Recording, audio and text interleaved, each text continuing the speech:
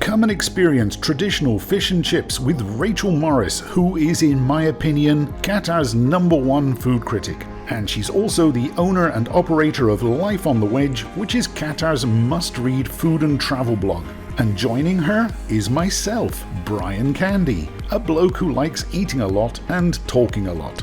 You join us at Crossroads Kitchen, a street food restaurant within the Marriott Marquis Doha, offering great food from around the world at exceedingly reasonable prices. Here we go.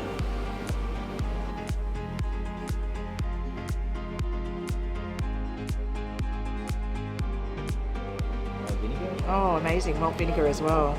Thank you. That looks amazing. So good.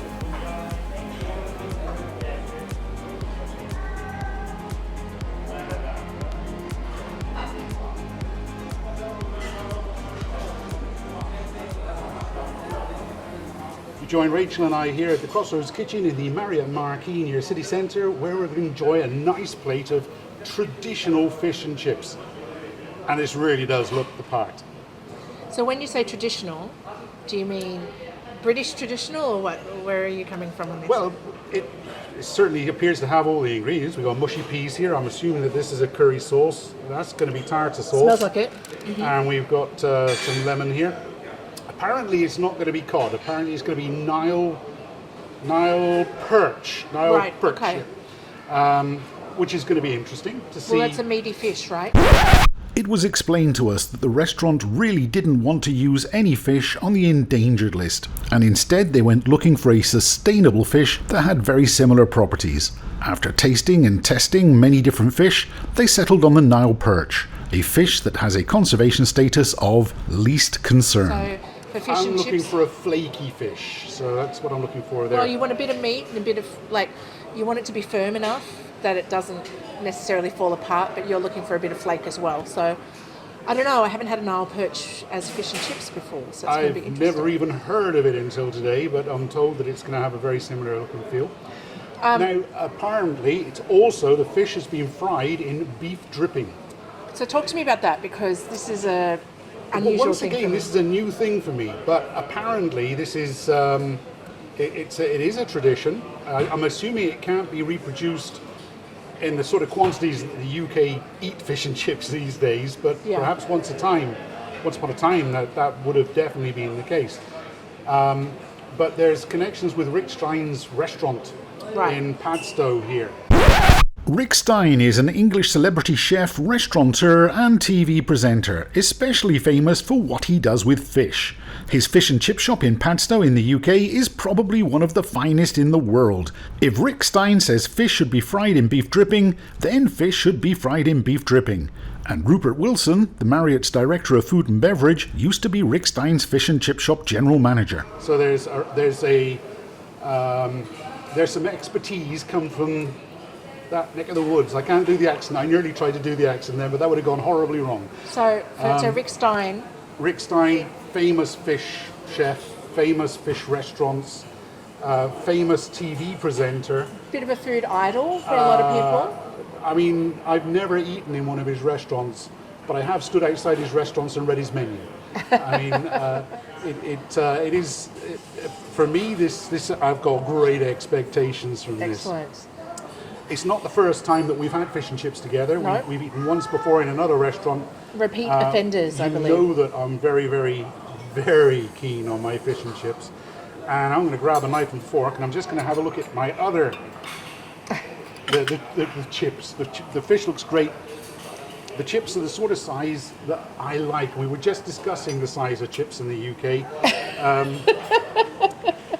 Sorry, the size of chips. I'm glad you're happy with the chips. That's, yeah, I am. And we got some malt vinegar here. Yes. Heritage. It's very malt rare vinegar. in Doha, by the way, so I'm very pleased to see that here. Ladies first, I am looking for salt. Do we have any salt?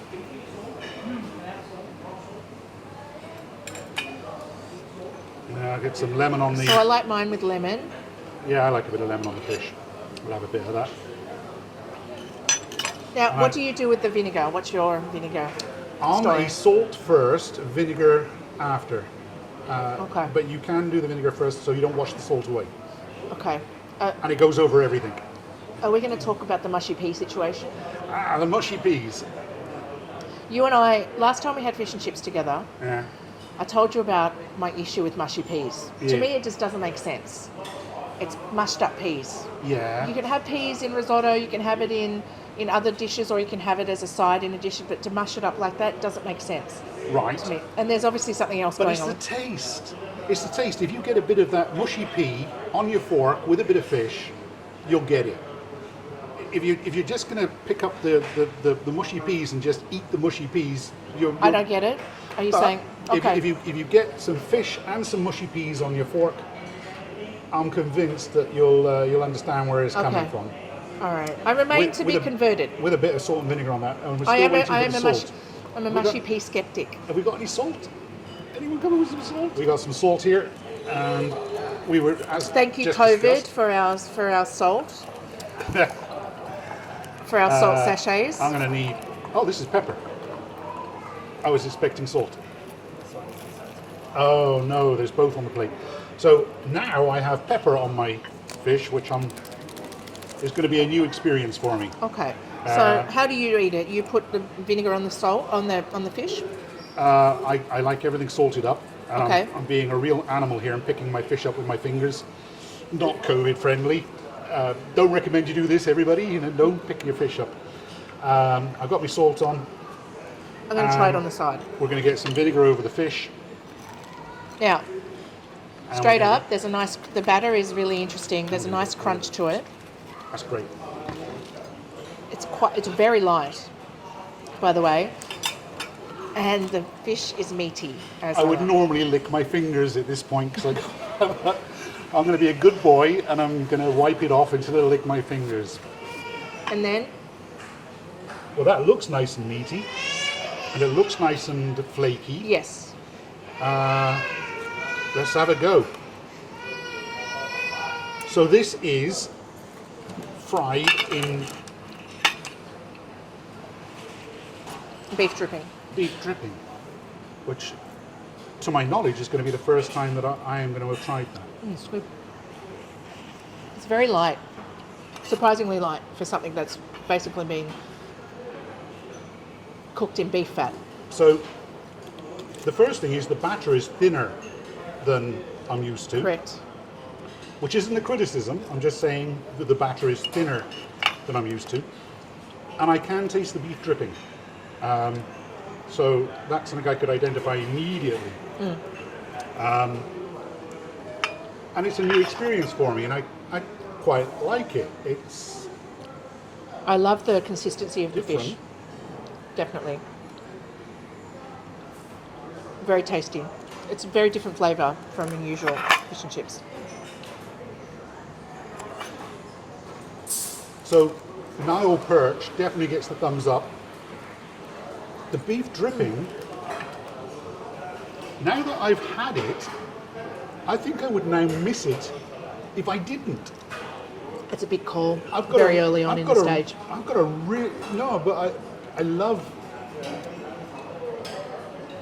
I really like that flavour, and I know that I'm going to leave here, and that flavour is going to go with me, and I'm going to expect that in the next piece of fish I have. So I'm going to go for the curry sauce now. This is another British thing that we don't have in Australia. Mm-hmm. So we wouldn't sell curry sauce with the fish and chips. I have to be honest, it's not something which I would normally do. Mushy peas, yes. Tartar sauce, yes. If curry is on the plate, I'll try it, but it's not one that I would. It's not a flavour I'd normally go for. It's actually delicious. But it's